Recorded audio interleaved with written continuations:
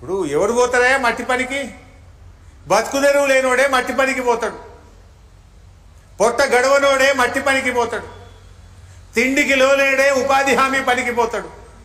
అందులో కూడా కోతలు పెడతావా రేవంత్ రెడ్డి? ఎన్నికలప్పుడేమో నీ మాటలు కోటలు దాటినాయి, ఎన్నికలైన తర్వాత పథకాలు అమలు చేయమంటే కోతలు పెడతా ఉన్నావు. 1 కోటి మంది ఉపాధి హామీలో పనిచేస్తుంటే 10 లక్షల మందికే వ్యవసాయ కూలీలకు ఇచ్చే పథకం ఏ రకంగా వర్తింపజేస్తావు? ఏమంటుండి ఇప్పుడు దానికి? గుంట భూమి ఉన్నా నీకు వ్యవసాయ కూలీలకు ఇచ్చే పథకం నీకు వర్తించది అంటుండు. తెలంగాణలో కేసీఆర్ గారు రైతు బీమా పథకం తెచ్చిండు. రైతు బీమా పథకం ఏంది? రైతులు 1 రూపాయి కట్టకుండా 5 లక్షల రూపాయల బీమా వర్తింపజేసిండు కేసీఆర్. దాంతో పేద రైతులు, ఎస్సీలు, ఎస్టీలు, బీసీలు, వెనకడ తాతలది తండ్రులది 10 గుంటలు ఉంటే మనిషికి 2 గుంటలు చేసుకున్నారు. మనిషికి 2 గుంటలు ఎందుకు చేసుకున్నారు? 2 గుంటలు ఉన్నా నాకు రైతు బీమా వస్తుంది, భరోసా ఉంటుంది అనుకున్నారు. ఇప్పుడు రేవంత్ రెడ్డి ఏమంటుండు? నీ గుంటున్నా 2 గుంటలున్నా వ్యవసాయ కూలీలకు ఇచ్చే స్కీమ్ నీకు వర్తించది అంటుండు. ఇదెక్కడ న్యాయము? బీఆర్ఎస్ పార్టీ తరఫున మేము ఏం కోరుతున్నామంటే 1 ఎకరం వరకు ఉన్న భూమి ఉన్న రైతులను కూడా వ్యవసాయ కూలీలుగా గుర్తించాలి. వారికి వ్యవసాయ కూలీలకు ఇచ్చే సంవత్సరానికి ఇచ్చే 12,000 రూపాయలు అందించాలని డిమాండ్ చేస్తున్నాం. ఇందుకు మీకు ఇంకా బాగా అర్థం కావాలంటే ఎవరికైనా 1 గుంట భూమి ఉంది అనుకోండి, ఎంత వస్తుంది వాళ్ళకు? 200 రూపాయల 250 రూపాయలు వస్తుంది. గుంట భూమి ఉంటే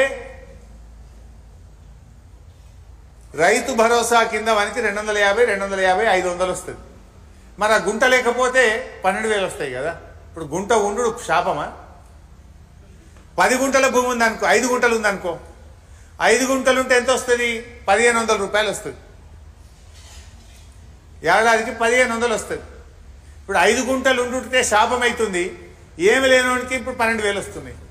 నీకు 5 గుంటలు ఉంది కనుక నీకు వ్యవసాయ కూలీలకు అందించే పథకం వర్తించది అంటుండ్రు రేవంత్ రెడ్డి. 5 గుంటలుంటే 1,500 వస్తుంది.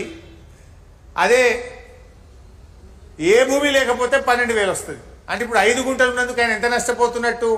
12,000 మైనస్ 1,500 తీసేస్తే 10,500 రూపాయలు 5 గుంటలు ఉన్నందుకు ఆ రైతు నష్టపోతున్నాడు. అట్లే 10 గుంటల భూమి ఉందనుకో, రైతు భరోసా 3,000 వస్తుంది. మరి ఏ భూమి లేకపోతే 12,000 వస్తుండే.